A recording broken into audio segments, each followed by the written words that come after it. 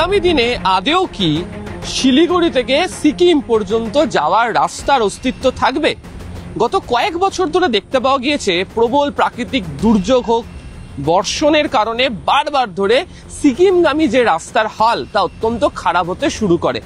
শুধুমাত্র 2024 সালেই 15 বার এই রাস্তাকে বন্ধ রাখতে হয় এবং চলতি বছরে এখনো পর্যন্ত 4 বারের বেশি সময় হয়ে গিয়েছে যেখানে বাংলা সিকিমের লাইফলাইন জাতীয় সড়ক নম্বর 10 তাকে বন্ধ করে রাখতে হয়েছে। কারণ কি?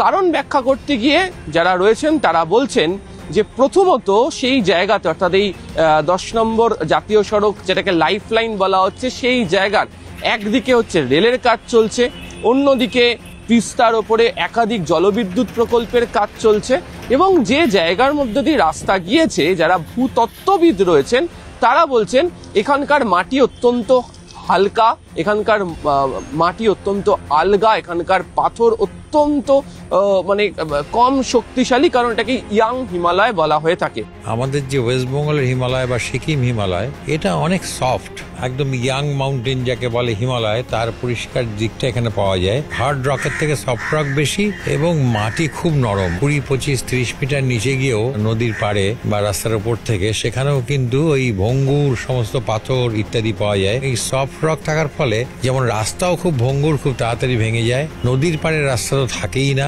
বোধহয় নতুন করে ভাবতে হবে তিস্তার পাশ দিয়ে রাস্তা করা যাবে কিনা আদৌ। আমার মনে হচ্ছে পাহাড়ের মাথার উপর দিয়ে রাস্তা নিয়ে যেতে হবে। রাস্তাগুলো নদীর পাড় থেকে একটু সরাতেই হবে মনে হচ্ছে, নালে চিরকালই চলতে থাকবে।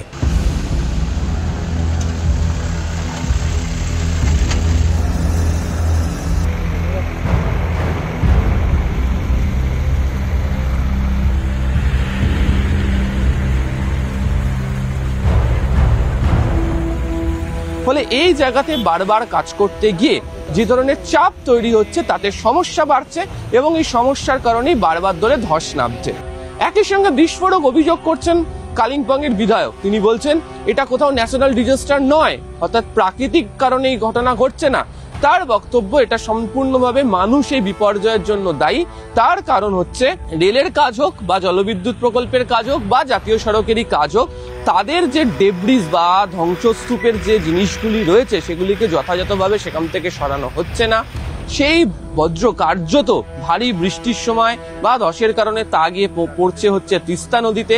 ফলে তিস্তা নদীর স্বাভাবিক যে গতি তা অবরুদ্ধ হচ্ছে, তো যথাসময়ে পলি নিষ্কাশন হচ্ছে না এবং সে কারণে তিস্তা নদী দুকুল ছাপিয়ে দুদিকে কার্যত এমনভাবে বয়ে আসছে যে তাতে নদীর নিচের দিকের অংশ, পাহাড়ের যে খাতের যে অংশ, সেই জায়গাতে কার্যত ইরোশন হচ্ছে।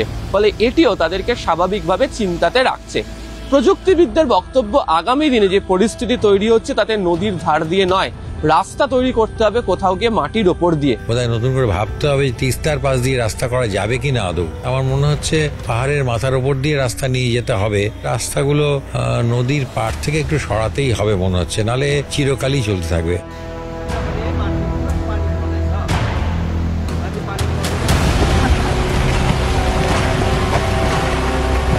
তার কারণ বিভিন্ন সময় নগরায়ন করতে গিয়ে, বিশেষ করে সিকিমের নগরায়ন করতে গিয়ে যেটি করা হয়েছে তার ফলে যেটা দেখতে পাওয়া গিয়েছে যে স্বাভাবিক যে পাহাড়ের বাস্তুতন্ত্র তা নষ্ট হয়েছে। একের পর এক গাছ কাটা হয়েছে, যে ঝোড়াগুলি অর্থাৎ প্রাকৃতিকভাবে যেখান থেকে জল বেরিয়ে আসে সেই জায়গাগুলিকে বন্ধ করে দেওয়া হয়েছে এবং এই কাজগুলি করার ক্ষেত্রে যে ধরনের প্রাকৃতিক ভারসাম্য বজায় রেখে কাজ করা উচিত সেটি করার ক্ষেত্রে ন্যূনতম কোনো নিয়ম এখনো পর্যন্ত মেনে চলা হয়নি।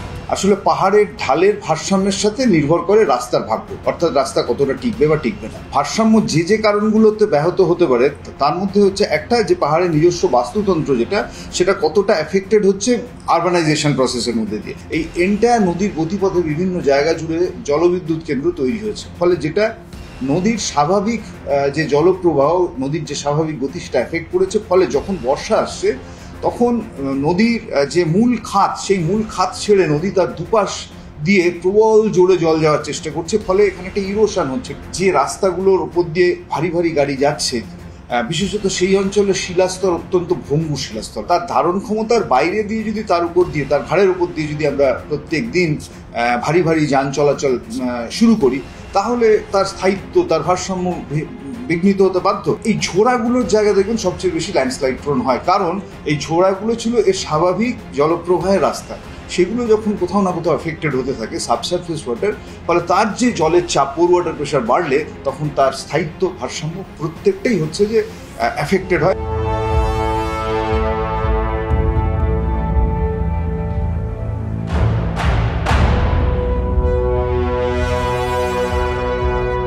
তবে যে পরিস্থিতি হয়েছে সেই পরিস্থিতি অত্যন্ত খারাপ, এবং রাস্তা যতবারই সংস্কার করা হচ্ছে নতুন করে বিভিন্ন জায়গাতে ধস নামছে এবং তার জেরে পরিস্থিতি আরো খারাপ হতে শুরু করেছে।